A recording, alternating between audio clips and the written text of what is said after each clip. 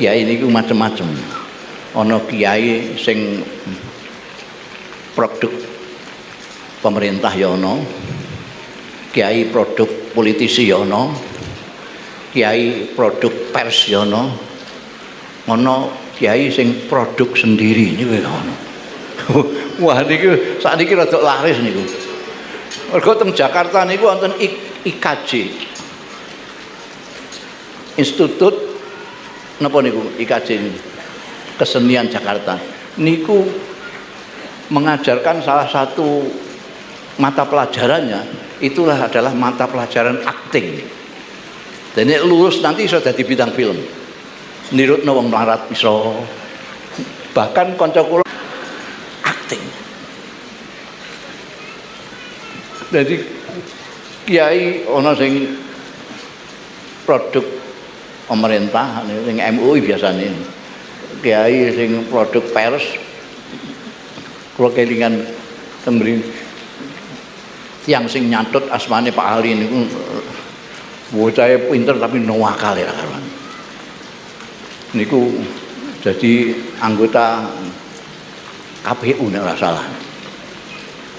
Niku mbiyen kula ngantek ditimbali Pak Ali iki wong apa sih? Mergo gaene mengatasnamakan sekretaris Rois Am. Sekretaris Rois Am ana sekretaris barang. Mikir. Dan iki diambake dadi anggota KPU diwawancarai wartawan. Loh saudara mau wawancarai saya, sudah tahu namanya? Sudah siapa? Agus Miftah. Ya, namanya Agus Eling. Agus Miftah. Bapak kan Agus Miftah. Loh ya, kurang lengkap. Lah lengkapnya bagaimana Pak? KH Agus Miftah. Tulis begitu baru wawancara ke saya. Sesuk metu ning koran KH Agus Miftah anggota KPU menyatakan. Wah ngono. Niki kiai produk pers. Mulane kula barang niku cedak karo wartawan-wartawan. Sampeyan nulis aku kok gasgus iku. Kowe ngerti maknane gus apa ora? Enggak tahu. Enggak tahu kok nulis-nulis. Tanya dulu. Apa Gus artinya? Gus itu artinya anake kiai sing urung pantes dadi kiai. Aku mbok arani durung pantes kiai. Lho, begitu ya? Iya. Takokno kowe ngomong iku. Kowe gak tau ning pesantren. Gus itu kiai. Tapi bareng guri-guri ana fenomena Gusmi karo Gus Dur, kula semeneng ae yo. Ketoke kok Gus kok luwih dhuwur timbangane kiai. Nek wis rada aneh-aneh Gus.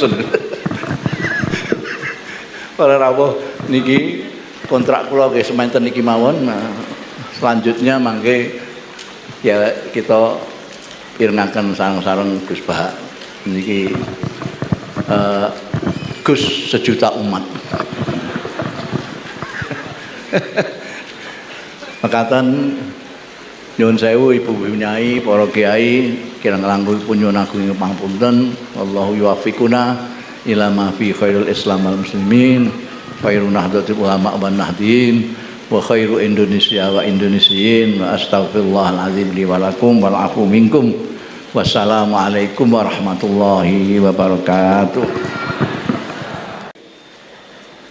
Wau Mbah Mus cerita mergi menangi Bali Maksum. Kula sesuai kontrak baca kitab karangan Bali Maksum. Kula pernah digojlok seorang wartawan. Kados ceritane Mbah Mus wau.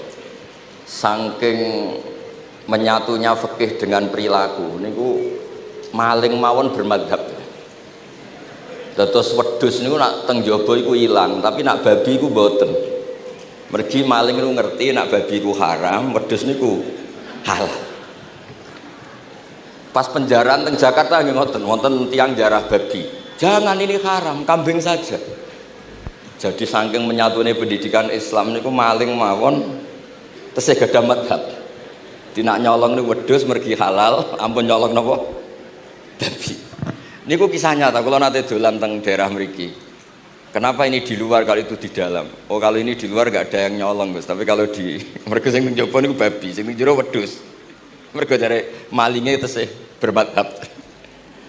Terus memang cerita-cerita seperti itu kathah mboten sekedar anekdot. Sementing kalau badhe cerita tentang dzurriyyah-dzurriyyahipun Mbah Ali Maksum wonten sing nom-nom lah sing kula wani ngandani wonten Mas Hilmi, wonten Mas Zaki, wonten sedanten Mas Afif. Kenapa kitab itu harus dibukukan, harus didokumentasi, dan kenapa Mbah Ali Maksum menulis Hujjatu Ahli Sunnah wal Jamaah? Kalau boten niat pamer, kalau ini pembaca Al-Ibris, pembaca Al-Iqlil, pembaca risalahnya Mbah Ali Maksum Hujjatu Ahli Sunnah wal Jamaah.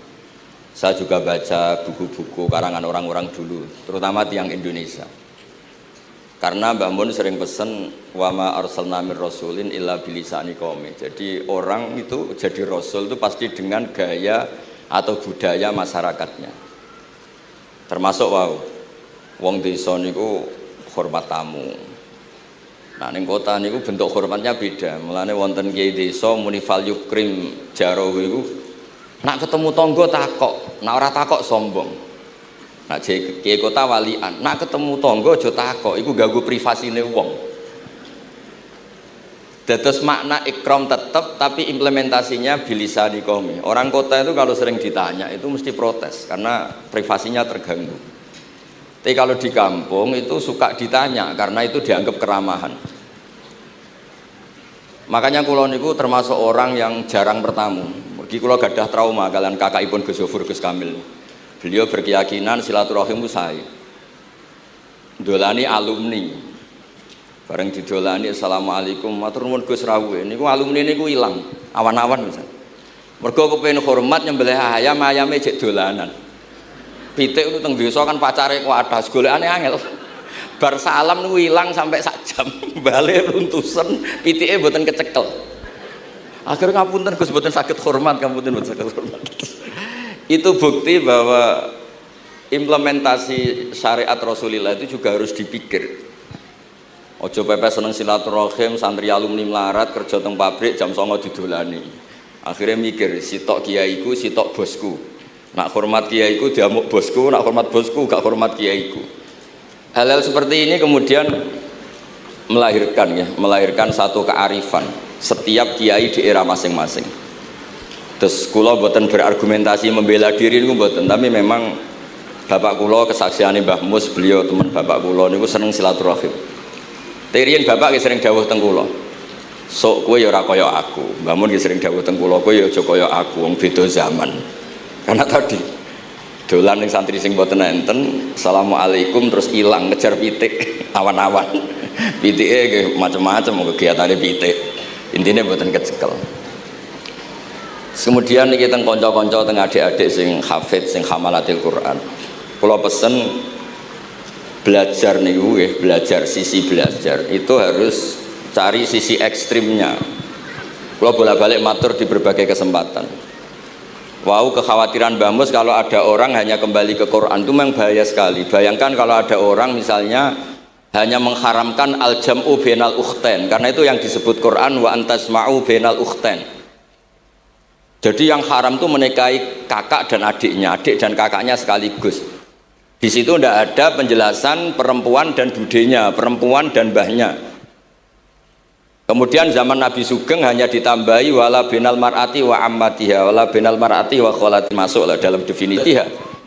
Karena kalau istri kita umur 20, mbahnya mungkin umur 70. Itu kira-kira nggak usah dilarang, ya orang kepikiran. Jadi orang kepikiran ya rodok sableng.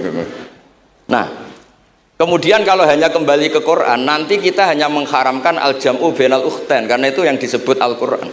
Wa antasma'u bainal ukhtain. Lalu lahirlah pakar-pakar balaghah.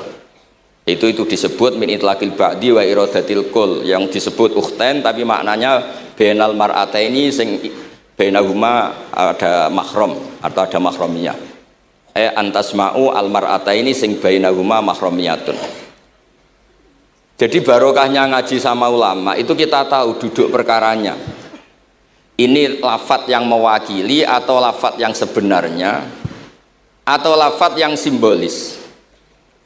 Lafadz simbolis itu saking mangkelnya Allah. Itu kalau ada orang salah itu disebut wa ja'ala minhumul qiradata wal khanazira wa abadat tauhid. Jadi kalau misalnya dalam penelitian tidak pernah ada orang yang dirubah Allah menjadi kera, menjadi babi, itu kita masih bisa menganalisis itu saking ibaratun an ghadabillah, atau diistilahkan balaghah ini tasbih yang balik sehingga ada tuh tasbih dibuang. Jadi kalau orang Arab seneng seseorang masih bilang Zaidun kal bakhri, tapi kalau seneng banget bilang Zaidun bakhrun. Kalau gantengnya belum ganteng banget masih dibilang Zaidun kal badri, tapi kalau sudah ganteng banget kayak Rasulullah SAW disebut anta samsun anta badrun, kaf taswihnya dibuang, dan itu ablah lebih balik. Jadi PR kita sebagai ahli Quran ini adik-adik itu tidak selesai, utamanya ya implementasi keseharian kita sebagai panutan lah, kalau boleh GR sebagai panutan. Kulo niku teng Narukan nggih tiyang jangkar kulo nggih kathah, karena ya saya ada pernah Pak D, Pak Ali. Kulo nggih tiap hari nggih teng Tegal nggih, malam pun terencanakan ambek uzlah. Dadi kulo niki pun matur Gus Afif, niki kontrak kulo pun bar, kitabe Bali ben diwaca putu-putune, kok enak ngongkon wong liya terus. Terus ngengken tiyang ngeten iki ya rodok masalah saja. Jadi kitabe bae diwaca putune. Dulu itu biasa. Taqiyuddin As-Subki ngarang kitab disarai putrane, dulu itu biasa. Imam Haromen ngarang kitab, ya semuanya bapak ngarang disarai anaknya, anak ngarang disarai cucunya, itu biasa dulu. Kalau sekarang enggak, mbahnya ngarang kula kan maca. Putune karek ngrungokno, nak cocok dilem, nak ora dikritik. Terus saya minta ya, tradisi kula nu mboten sombong, di hallnya bapak itu saya tiap hallnya bapak mesti baca kitab. Mboten nate ngundang sinten-sinten. Perkara ini tiang NU ini ora usah diundang wis teko, mboten wonten undangan sing teko mun kuatah. Mbok saking senenge wong alim, mbok saking senenge bingung mboten ngerti, pokoke ora diundang teko. Ya akhirnya kula bingung, ora hormat iku dosa. Hormat iku sing teko iku ninggal kewajiban ngurusi bojone, timbang ngurusi bojo ribet nekani hall. Timbang mulang madrasah buncahe buling-buling disoroi sithik nekani hall. Terus kadang-kadang tiang lunga niku nggih pelarian, mboten mesti hormat. Niku penelitian niku sampean cek. Terus niki kula cerita pentingnya belajar Quran. Kemudian tradisi kita termasuk tradisi Bali, Mbah Munawir. Kula tahu banyak lah tentang cerita Mbah Munawir karena nggih bapak saya itu hafal Quran, mbah saya hafal Quran, dan diantara sanadnya pasti lewat Mbah Munawir. Quran di Indonesia itu kalau nggak lewat Mbah Munawir, diantaranya lewat Kiai Said Sampang. Sekarang sudah generasi ketiga kalau nggak keempat, yang sekarang kalau nggak salah Kiai Rafiq bin Mansur bin Kiai Said. Dan di keluarga kula nggih, keluarga Lasem sama keluarga Damaran di Kudus. Dulu itu di antara keagungan Quran itu keahliannya ulama memberi penjelasan. Sebab itu disebut wal kitabil mubin, punya kemampuan mencerahkan. Kula memberi analogi, kalau kita belajar Ihya, itu hal yang tidak masuk akal itu menjadi masuk akal. Misalnya begini. Orang itu kalau dirasani itu harusnya seneng, karena itu app kamu dibuka dan kamu menjadi tahu. Lau akhbaroka mukhbirun bi anna fi jubbatika akroban aw hayatan akun tataskuruhu. Kalau ada orang memberitahu saya bahwa di baju kamu ada kalajengking atau ada ular berbisa, kira-kira saya matur nuwun apa enggak? Harusnya matur nuwun, karena itu bahaya sekali kalau ada di tubuh saya. Harusnya ketika orang itu dikritik dengan kesalahan yang nyata, bukan fitnah, kesalahan yang nyata. Kesalahan Anda itu lebih mudirrah fi dunyaka wa akhiratik. Kesalahan Anda itu bahaya sekali di dunia dan akhirat. Sekarang kamu menjadi tahu karena dikasih tahu. Harusnya matur nuwun sama yang ngasih tahu. Kama anna huzati lau akhbaraka mukhbirun fi anna fi jubbatika hayatan akroban akun tataskuru. Pasti kita terima kasih. Tapi kita sebagai hafid Quran kalau disuruh belajar fikih, wong aku mondok kon ngapal lo kok belajar fikih. Kadang-kadang malah saking kaconya itu, aku wong Quran, aku wong kitab. Memangnya kitab jubuk konti nak boten ke Quran. Jadi masalah-masalah yang saya sering dikelui beberapa kiai termasuk Gus Kafabil Lirboyo pernah cerita, saking nggak pernah ngajinya, ada orang takut mutah karena hamil pas sholat ngunyah permen. Nggak tahu kalau itu membatalkan apa? Sholat. Jadi banyak cerita-cerita nyun sewu tanpa ingin tangkis merendahkan hafidh-hafidhah kita, hamalatul Quran hamilat ini ada masalah fiqhiyah keseharian. Kalau dulu itu tidak ada. Kunna nata'allamul Qur'an, kunna utinal iman qoblal Qur'an. Kita ini dikasih iman dulu baru dikasih Qur'an, sehingga iman kita mantep. Allama halalaha wa haromaha. Dan kita tidak beralih sebelum tahu halalnya mana, haramnya mana. Ini penting karena ada hal-hal yang sifatnya itu fatal kalau tidak ngerti. Misalnya tafsir, itu ada ayat wa min thamaratin nakhili wal a'nabi tattakhiduna minhu sakaron. Ketika khomer belum diharamkan, itu masih Allah imtinan. Imtinan itu menyebut nikmat. Di antara nikmat itu disebut tattakhiduna minhu sakaron. Kamu itu kalau punya buah anggur bisa agak-agak ngefly, dan itu bisa melupakan problem Anda.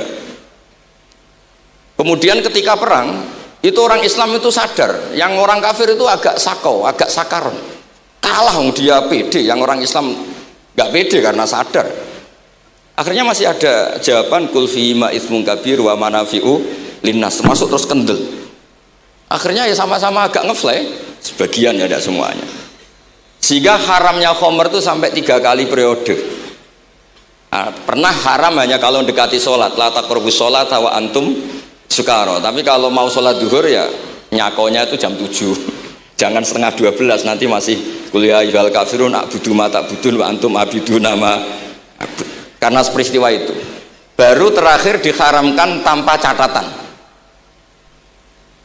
Nah, hal-hal seperti ini misalnya saya ini Mbah Mus sering ngendikan, Pak Kures juga sering ngendikan, saya tidak percaya terjemah, kata Mbah Mus. Ya karena kalau terjemah itu berdiri sendiri, ada ayatun mansukhoh atau ahkamun sing mansukhoh atau hukmun sing mansuh. Kebetulan anak ini belajar yang mansuh, dia tidak ngerti nasihnya, yaitu terus dipegang, katanya memegang Al-Quran. Padahal hukum itu sudah diganti sama Allah Ta'ala, disebut nasah mansuh. Sehingga dulu kalau Sayyidina Ali ngecek beberapa masjid, ada guru atau ustadz, kamu pengajar Quran? Iya. Apakah kamu ngerti nasah mansuh? Enggak. Jawabnya Sayyidina Ali, halakta wa ahlakta, kamu sendiri rusak dan kamu merusak orang lain. Nah, ketika di Kerapia itu ada Mbah Ali Maksum, Mbah Maimun tuh sering cerita ke saya, dhisik iku hak Mbah Munawir saking kepingine santri Quran yang ngaji kitab. Iku kalau ada santri Lirboyo atau santri mana mulang muin itu Mbah Munawir ikut sebagai percontohan ben santri-santri itu seneng ngaji fikih. Terus kata Mbah Mun, saking kesemseme Mbah Munawir iku ambek wong alim, delalah besanan wong alim. Dulu Mbah Zaini pernah angsal keluarga Lirboyo, sehingga beliau punya dzurriyyah teng Lirboyo. Terus besanan kalian Mbah Maksum, Nyai Hasyim angsal Bali Maksum, sehingga terus di Krapya itu banyak orang-orang alim. Tapi terus Mbah Mun cerita kabeh ono regane, Bali Maksum terus populer sebagai alim alama, sehingga yang ke Krapya itu ya ora pati niat tahfidz, niate ngaji kitab. Singkat cerita di era itu ada Ki Abdul Qadir, tapi pondok Krapya Bali Maksum terlalu populer sehingga terkenal ngaji sorof Bandungan. Sehingga dulu di Indonesia itu ada sorofnya Mbah Ali Maksum, ada sorofnya Mbah Maksum Ali Kuaron itu. Nah yang sorofnya Mbah Ali Maksum ya fa'ala yaf'ulu uf'ul. Kalau sorof di Mbah Maksum Kuaron fa'ala yaf'ulu fi'lan. Yang satu ngikuti fi'il itu ya harus jejer fi'il, yang satu ngikuti jurumiyah. Kalau yang dikatakan master itu sing yaji'u salisan, yang datang ketiga dalam tasrifnya fi'il. Sebab itu terus tradisi sorof tadi yang dalam apa itu latihan munakosah tadi diteskan anak-anak. Itu memang penting karena kalau kita nanti belajar sab'ah, sorof itu segala-galanya.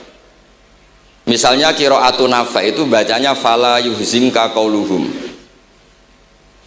Karena beliau berkesimpulan kalau khazana yahzunu husnan itu susah, bukan menyusahkan. Yang makna menyusahkan itu af'ala yuf'ilu ifalan, sehingga qiraat apa ya antara fala yuhzinka qauluhum sama fala yuhzinka qauluhum.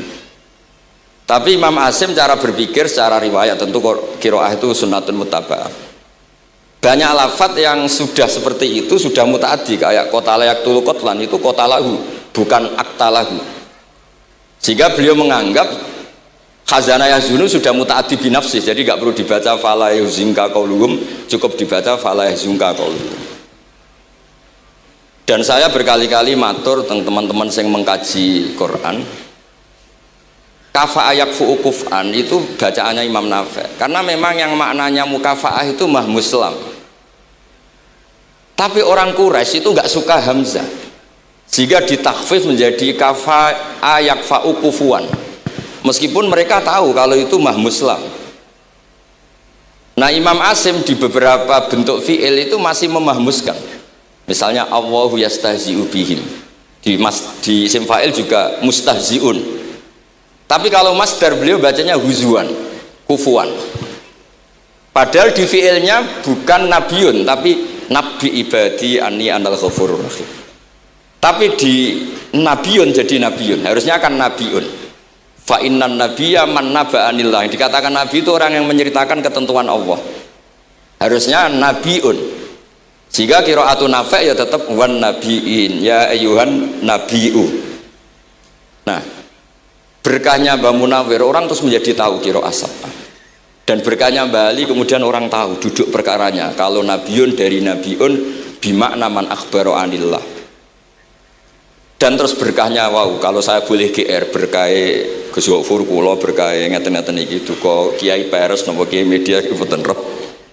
Berkah ini terus kula ngomong terus. Saya tidak khawatir salah, bukan karena saya maksum ndak. Wong Islam pun pinter. Nak bener minallah, nak salah kok Gus Bah. Jadi kula niku umat gelum. Jadi penak wong Islam niku penak. Kula niku sering tahajud nak ndonga ya Allah, kula niku pede mawon nerangno Quran. Mergo tiyang Islam pun sae. Nak bener jare jenengan, nak salah kula. Lah nak kula sing salah nggih sederhana mawon. Kula abdun, kula kawula, kula nak ndonga nggih Rabbana dzalamna anfusana. Sebelum disalahkan orang juga saya sudah merasa salah. Wa akharuna atarafu bi dzunubihim khalatu amalan shalihah wa akharuna wa sayya. Lan kula suwun kangkang mbak-mbak sing khatam Quran pede mawon. Bahwa yang Anda lakukan menghafal Quran itu sudah benar. Meskipun Anda tidak sempurna, misalnya Anda tidak faham, Anda tidak bisa melakukan. Hifdzu kalil Quran huwa al hifdzullah. Kamu menghafalkan Quran itu sudah menjaga lafaz-lafaz Quran. Sehingga lafaz Quran tetap mutawatir, lafaz Quran tetap ma'ruf, tetap masyhur. Sehingga ketika ada yang memasukkan Quran konangan. Tapi kalau yang hafid sedikit lam yablugh adadat tawatur, takutnya kalau ada yang menyalah, ada yang apa itu tidak diketahui. Ti barokahnya hamalatul Quran sing aksar wa aksar itu kita terjaga. Nah, itu yang dimaksud Mbah Mus, Quran itu harus jadi budaya. Ning desa iku wong ra salat lah. Dengar ada warung ayamnya tiren enggak disembelih itu tidak mau makan. Haram, padahal dia ra salat. Ra salat itu lebih dari haram. Tapi tetap nggak mau makan ayam tiren. Nggak sholat disuruh makan babi ya nggak mau, haram. Sampai tadi yang nyolong saja milih wedus bukan melkeng babi, karena babi itu haram. Jadi saya pernah digojlok sama wartawan, Pak Bahak, wah fikih Indonesia itu hebat, sampai maling saja masih pakai fikih itu. Jadi kalau nyolong itu milih yang halal bukan yang haram. Pun niku bentuk hormat kula teng keluarga Mbah Ali, bentuk hormat kula teng Mbah Mus teng sedanten keluarga niki kula badhe maos kitabipun Mbah Ali. Kula pancen pengagum kitab-kitab yang dikarang orang Indonesia. Mereka kita anggap niku lebih aplikatif lah karena dikarang orang yang trauma dengan Indonesia. Kemudian setelah trauma ingin membenahi Indonesia. Misalnya jenengan ngertos sesajen, mbok haramno iku tradisi, mbok barno iku sawangane kok dekati sirik ning pinggir wit gede. Akhirnya dimodifikasi wis mangan-mangan kumpul-kumpul tapi tahlilan. Lah masuk tahlilan la ilaha illallah barani kalimatu syirkin. La ilaha illallah itu kalimatu syirkin kalau dilafatkan di bawah pohon. Terus piye logikane ku piye? Kula bolak-balik matur.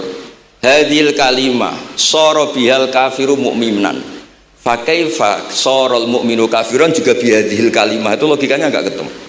Orang yang kafir puluhan tahun saja sekali melafatkan la ilaha illallah Muhammadur Rasulullah qul lil ladzina kafaru iyantahu yufar lahum ma qad salaf. Selesai, sara mu'minan. Bihadhil kalimah. Kemudian kalimah yang sama ketika kita baca dianggap kita ini kafir juga bihadhil kalimah. Akhirnya dengan modifikasi khas Indonesia, kearifan Indonesia tetap sesajen tapi tahlilan. Tetap melakukan hal-hal Jawa tapi dimodifikasi menjadi Islam. Kalau kita misalnya orang modern nggak ingin mengganggu orang lain yang kita tamui, gampang dalilnya. Ada ayat la tadkhulu buyutan ghaira buyutikum. Kamu jangan sowan ke orang lain atau dolan ke orang lain. Hatta tastanisu. Ukurannya bukan salam dulu, bukan hatta tusalimu, hatta tastanisu. Jika kamu merasa nyaman, kamu bisa ngukur tingkat akrab kamu. Kamu bisa ngukur jamnya orang itu. Kamu bisa ngukur kebutuhan orang itu. Butuh saya ndak? Kenapa mertamu pengen kayak duit bebas jam? Atau kamu orang cantik yang kamu tamoni sing seneng kue bebas jam? Tapi aku apa nagih hutang? Mertamu orang yang kamu tagih itu mesti kamu dianggap problem. Atau mertamu orang yang nggak akrab di jam istirahat, tentu kita dianggap problem. Makanya ukurannya Quran tuh hatta tastanisu. Kamu merasa nyaman. Istiqnas itu nyaman, enjoy. Kayak saya dolan di Gosofur kan akrab mulai kecil teman saya. Mungkin bisa ngabaikan jam. Tapi kalau saya dolan di kiai yang nggak kenal saya, mungkin kedatangan saya dianggap problem karena di jam tertentu. Saya harus mikir, kayak apa hebatnya Quran ketika bikin aturan la tadkhulu buyutan ghaira buyutikum dororo waladiror, kamu tidak ganggu diri kamu sendiri juga agak mengganggu orang lain. Sehingga setelah itu semua baru watu salimu ala ahliha. Nah, andai kan kita ya tadi dawe Mbah Mus, kita semua sudah seperti itu. Kalau mertamu di orang ya kita ngukur tingkat akrab kita, tingkat dibutuhnya kita. Sehingga di tradisi NU itu ya dolan kiai pendak diundang karena itu pasti diinginkan. Wong kula nate diceritani pernah misanani Mbah Mun. Kula nate Gus ditiliki Mbah Mun mboten seneng. Kena apa? Beliau pas khutbah Mbah Mun rawuh delalah Mbah Mun jarak salat ning saf awal. Bar niku tiyange meruntus meriang. Karena khotib tuh harus naik ke mimbar kudu ngandani takwa usikum wa nafsi bitakwa. Teng isore niku Mbah Mun. Walhasil terus loro terus wan yai. Mbah, nak dolan nggih dikira-kira, ampun pas Jumatan. Semenjak niku Mbah Mun Mbah Sahal itu nak Jumatan tengguri. Mbah Sahal itu kalau Jumatan itu sudah komat gelar, beliau keluar dari mobil serenane itu miyos terus sholat terus kundur. Kalau dulu janggal iki wong alim alama nak sholat kok guri. Ternyata itu nggak ingin jadi problem bagi khotib. Jenengan iso bayangno khutbah teng ngarepe Mbah Mus terus kula munggah ngeten nyekel tongkat usikum wa nafsi bitaqwa. Terus apa ya akhirnya terus kula niku kan jare wong akeh mboten tenan Bu, ora jare wong akeh ora rada iso ngaji. Kula nek Jumatan niku guri gara-gara diceritani niku. Ternyata khotibe ge cerita kula matur nuwun Gus, pokoke nek pas Jumatan aja ketok. Dianggap musibah, kedatangan kula dianggap musibah. Nah, hal seperti itu ya ukurannya gampang kata napa? Tastanis. Pun niki kula maos terakhir niki Pak Don niki Gus Ilmi Gus niku sing Gus Hafiz pokoke sing waris-waris niki cerita kemarahanipun Bali Maksum ngadepi firqah-firqah kelompok-kelompok sing mboten jelas nih. Oleh ngendikan niku kula masih ingat karena saya khatam kitab ini itu 2 kali. Nggih khatam tenan maksudnya kula sinaoni terus padanan dalil yang beliau sebut tak cari sampai ketemu bener-bener kula cari ya saya ulang lagi. Dalil padannya kalau cari terus emosi-emosi beliau juga tak tulis karena beliau diantara yang diceritakan itu sampai ngendikan wahal bi jununun, kata beliau apa saya ini sudah gila ketika saya fatwa misalnya orang nggak boleh ziarah Rasulullah SAW. Itu artinya menghalangi orang ketemu nabinya. Makanya bener Mbah Mus tadi, ada orang tuh debat, wiridan itu sunat atau ora? Dalile piye? Terus ada orang yang provokasi gini, kamu dikatakan bid'ah setelah sholat gak wiridan, kowe iku ben ora nyebut Allah. Terus kepikiran matur kula, wis Agus bar sholat itu pokoknya aku wiridan. Cek bid'ah cek ora, wong kok ora oleh eling Allah. Wis gak usah dalil-dalilan. Tadi pertama diprovokasi, wiridan model ngono iku ora ono sanate, ora ono hadise. Singkat cerita seorang ini meninggalkan wiridan. Terus ketemu orang NU yang kebetulan rapati iso ngaji tapi pinter logika. Kowe ora tau wiridan saiki nek bar salat, ora tau, enggak ada hadisnya gini-gini. Kowe iku dibodoni, ben kowe iku ora tau nyebut Allah, ora eling Allah. Muring-muring kan. Akhire anggar bar salat wiridan. Mboten dalil-dalilan cara Mbah Mus, mboten dalil-dalilan. Lah niki nah cara Mbah Maksum istilahno betapa kaconya orang sing yahulu bainahu wa baina nabi, memisahkan orang itu dengan nabinya Muhammad sallallahu alaihi wasallam. Kata Mbah Ali, Walazima kadzalik ayyakuna ulamaul Islam min awali hadil ummah ilal yaumi fi khata'in azim. Haitsu annahum ya'taqiduna fi kutubihim ad-diniyah al-abwab wal fusul. Yadhkuruna fiha ziyaratahu sallallahu alaihi wasallam. Kata beliau, wa inni bima ahmidu min laqabi kiai. Amuru wa usaddidu fil amri kullu mu'minin ayasudda rahlahu tariklahu ila ziyarati. Jadi beliau sendiri di sini juga, dan saya atas nama sudah diberi gelar kiai memberi fatwa begini. Jadi di kitab Syajaratul Ma'arif itu ada babu dzikri rajul manaqiba nafsi. Orang tuh kadang harus sombong, menyebut kelebihannya sendiri. Kayak Nabi Yusuf ngendikan inni hafizun alim. Nabi Sulaiman juga ngendikan wa utina min kulli syai'. Itu bukan sombong, tapi cara beliau untuk memaklumatkan. Saya belum pernah merasa ahli tafsir. Tapi kan kita khawatir kalau ada tafsir yang cara Mbah Mus tadi kiai produk sendiri. Akhirnya kalau mau tafsir, saya pernah ngaji Mbah Maimun, ngaji Bapak, saya baca kitab Al-Ibris, baca Al-Iqlil, baca terjemah Kemenak, baca terjemahnya Pak Quraisy, baca terjemahnya Imam Sa'rawi, baca banyak lah yang saya baca, termasuk membaca kitab-kitab dulu mulai tafsir Tobari, tafsir apa saja yang saya bisa tak baca. Bukan karena saya merasa tahu enggak, tapi kayak apa umat ini kalau dapat ilmu dari orang yang tidak kredibel. Kalau misalnya itu sombong, nah sekarang dokter gigi juga nulis, dokter gigi, dokter jantung, itu kalau nggak nulis ya nggak tahu kan barokahnya. Makanya kalau suwon santri-santri misalnya jenengan ahli takrib itu semua untuk rumah, ahli takrib medium, spesial bab ibadah kan. Nanti yang nggak pati pinter ya spesial mandi junub, nggak apa-apa, yang penting orang tahu kamu keahliannya di mana. Daripada kamu nggak memaklumatkan, kemudian ada orang lain yang nggak pernah ngaji memaklumatkan seakan-akan paling tahu Islam. Terus menjadi mahatus soal, menjadi marhalur rijal. Kayak apa? Islam mau dikemanakan? Semua ulama dulu biasa ngendikan ma adkhaltu fi kitabi hadza illa shahih, kata Imam Bukhari. Yang saya masukkan di sini semuanya hadis sahih. Dan sebelum saya masukkan sholaitu rakaatain, saya sholat dulu. Semuanya menggaransi kitabnya. Makanya di Syajaratul Ma'arif ada babu dzikri rajul manaqiba nafsi. Yaitu ketika Nabi Yusuf menghentikan inni hafizun alim, Nabi Sulaiman menghentikan wa utina min kulli syai'.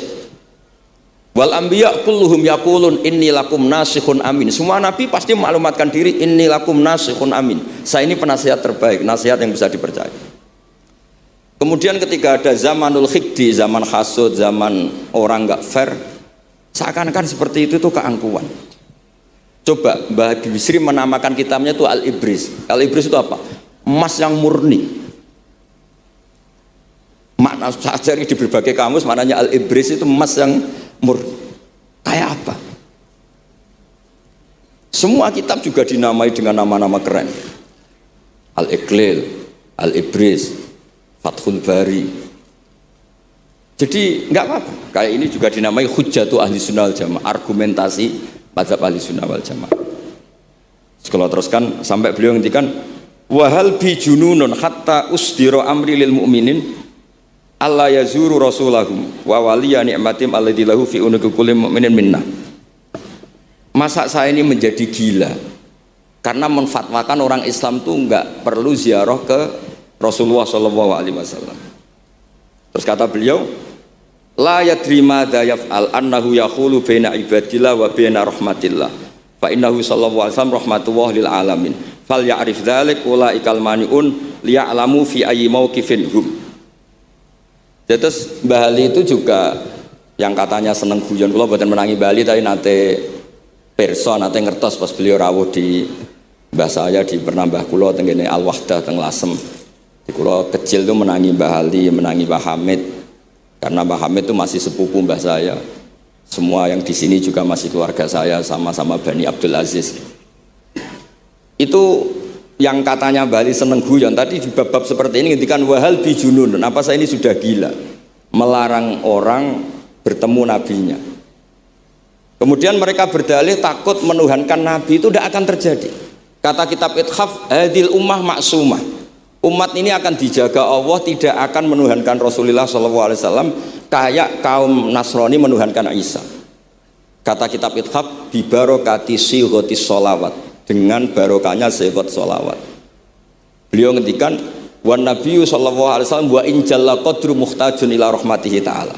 Sehingga selawat itu kan unik. Allahumma, Allah itu Tuhan, sholli ala sayyidina Muhammad. Hadzal nabiyyu wa in jalla qadru muhtajun ila rahmatihi taala. Jadi kita mengekspresikan mahabbah bahwa nabi itu ahabbul khalqi ila Allah. Di saat yang sama kita tetap bilang Allah yang Tuhan, tolong selalu beri sholawat dan rahmat ke Rasulullah. Berarti duduk perkaranya tetap Allah sebagai Jalla Jalaluh, Nabi apapun mulianya abduhu wa rasul. Jadi sholawat itu sudah syarat yang insya Allah tidak akan menjadikan hadil ummah mengkultuskan Nabi hatta rofa'uhu ila darajatil uluhiyah. Karena barokahnya syarat sholawat tetap Allahumma al-mu'ti wa nabi wa injalla qadruh al-mu'ta yang dikasih. Jadi hadis syarat itu sudah syiwatul tauhid, syiwatul mahabbah, syiwatul alaqah baini wa baina Rasulillah sallallahu alaihi wasallam. Kayak apa hadil ummah? Ya tapi tadi bener dawuh Mbah Mus. Nerangno ngene iki bagiane kiai, ning desa rasa diterangno wis selawatan. Jadi kepenak rasa dalil-dalilan selawatan. Tapi memang resiko gak ada yang menerangkan suatu saat kalau ada itsaratus syubhat itu terus mereka bahaya, makanya ada yang ngalahin rangno sepatus ini masih terjaga. Terus niki kula nyuwun sangat, kula niku pancen bapaknya bapak saya semane Mbah Nur Salim, gak ada bapak namanya Mbah Nur Sam, duka niku sepuhe niku seneng uzlah. Kula niku duka niat sepundi tapi memang mungkin faktor gen ya. Saya itu termasuk orang yang napa nyuwun sewu sekali terganggu kalau sering ada acara-acara malane mun wayahe lah niki mun wayahe Mas Afif, Gus Zaki napa Gus Ilmi mus wayahe nyai, wayahe ngaji mulang kitabe Mbah iki teng ngarepe wong akeh dadi nak salah izin. Ojo ngomong ngarepe santri keliru jari laduni benus. Sokoe repot. Terus niki mboten niat menapa ngoten mawon. Assalamualaikum warahmatullahi wabarakatuh.